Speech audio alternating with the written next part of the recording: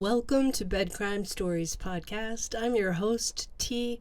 I hope you're having a great day, and I want to talk a little more about the Debbie Collier case. In her husband, Steve Collier's 911 call, he tells the dispatch operator that Debbie's driver's license was left behind at their house, as well as her credit cards and her purse. But we know that Debbie's purse was found near her remains at the crime scene.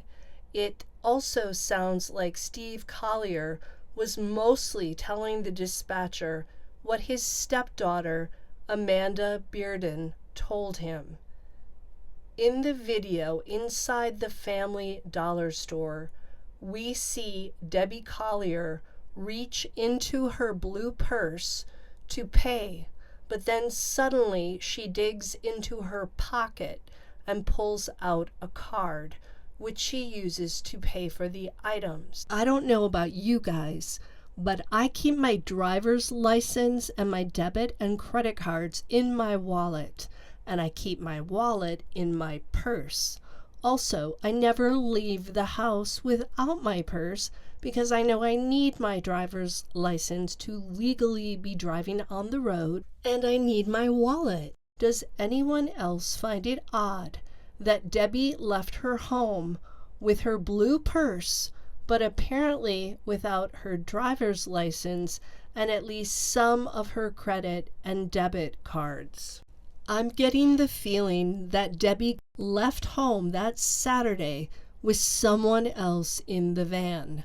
Could that person have hidden himself or herself or themselves in the van as Debbie drove 60 miles to Clayton, Georgia, and stopped at the family dollar store? I don't think the surveillance videos would necessarily catch someone who was hiding on the bottom of the van or behind the seats.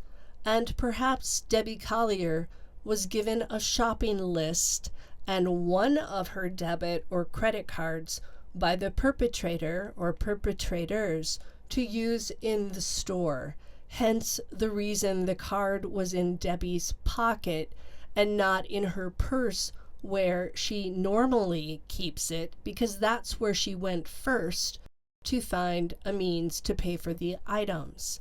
Also, was Debbie's exceptionally loud outfit that Saturday, the maroon t-shirt, the black tennis shoes, the blue purse, and the red visor, were those clothing items selected by the perpetrator to ensure that Debbie Collier would stand out on a surveillance camera as she purchased the items? Remember, some of those items were found and used at the crime scene, namely a blue tarp and a torch lighter, and paper towels. Perhaps the perpetrator or perpetrators thought that the authorities might be fooled into believing that Debbie Collier self-harmed because she bought the items herself and they were found with her. It could appear at first glance that Collier self-harmed, and people were speculating about that when the crime was first reported. In all the other photos of Debbie Collier, her clothing is very coordinated. The colors match. The accessories match. She clearly took a lot of time to make sure that she was wearing a very harmonious and coordinated outfit. Yes, I know it was a Georgia Bulldogs game day, but even so, that outfit was ultra loud. And do we know if Debbie was even planning to attend the game? Her husband, Steve Collier, was parking cars for the game, so he wasn't necessarily planning to watch the game. And clearly, he wasn't anticipating having his wife, Debbie, attend the game with him. The surveillance camera footage from the Family Dollar store parking lot shows Debbie driving in a very strange manner. First, she backs out very slowly. Then she pulls into another parking area and stops, and that's at exactly 3:17 p.m., the same time the Venmo transaction was sent. She then drives out of the parking lot, but not in a straight line. Instead, she veers to the right, almost as if to avoid a security camera. I would bet that whoever did this to her was in that van, giving her directions and telling her exactly where to drive. And I think that she drove all the way to Clayton, Georgia, because someone in that van wanted her to, and they knew that there was a wooded area nearby in Clarksville that would be the perfect place to walk somebody down an embankment to a ravine where they could secretly do that person in. What do you guys think? Leave me a comment, smash that like button. Please subscribe to my channel. Until the next time on Bedcrime Stories. All right, there's a lot of people out here that believe that this silver car right here is related to the disappearance of Debbie Collier. And they think that the vehicle actually follows Debbie Collier out of the parking lot.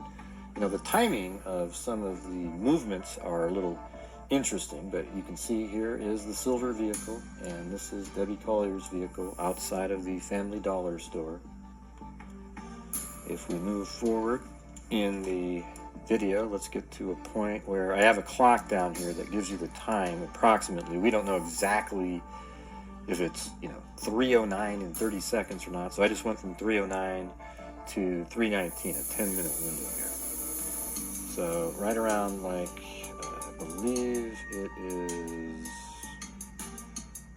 3:15 or so. Yeah, that's when she comes walking out. So this lady in red, she walks out of the Family Dollar store, it appears. And she might even be an employee there, given the fact she's got that red uniform on. It looks pretty similar to the ones that are seen on the Debbie Collier Family Dollar inside the store video that we've seen. And then she gets into her vehicle, and she only stays in there for maybe 15-20 seconds or so. She probably puts whatever item she had in her hand in the vehicle. And you see her get out. And then right as she's getting out, you see Debbie's car backing up, so you might think, oh wait, she's getting out because she sees Debbie's car backing up.